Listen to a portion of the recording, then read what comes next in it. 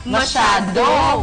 Sino itong hunk actor na mahilig daw magpa-service sa mga taong tagong massage parlor? Ang chika, hindi daw nito bet ang babaeng attendant at very protective din daw ito sa kanyang identity. Hanggang sa natsambahan siya ng isang chismosong masahista. Kunwari, si Mars Marie Chris, si hunk actor. At ako naman ang chismosong masahista. May props kaya ito. Okay. Ay, wow! Sige, pasok ka na. Ang mukha? Ano to?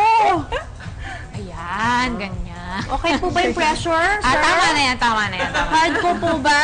Hindi, yung moderate lang. Yan!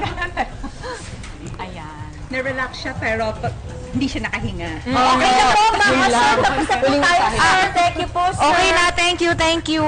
Uy, mga pre! Ano? Grabe, pre! Kilala ko na kung sino si hunk actor na laging nakabonet, pre! Sino siya? Oh! Kaya! And cut! Silipin na rin natin kung sino si hunk actor. Here are the clues! Sino kaya? More clues. Kilala ka na!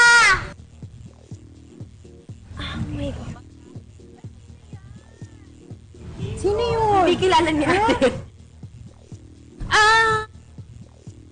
Kapag nakita niya yung photo, baka nakukonfuse Nakahood ba siya dun sa photo? Yan. Ano? Ay, hindi.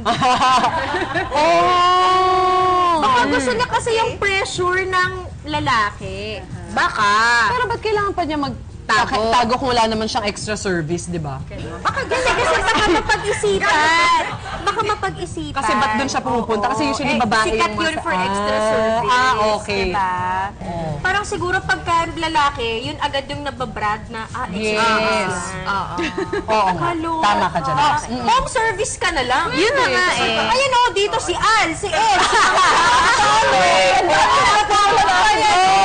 Gusto lang babae dito masayista Or eh. patayin ang ilaw, total darkness. Para at least hindi na siya kailangan mag-bonnet. Kasi baka hindi makahinga, di ba?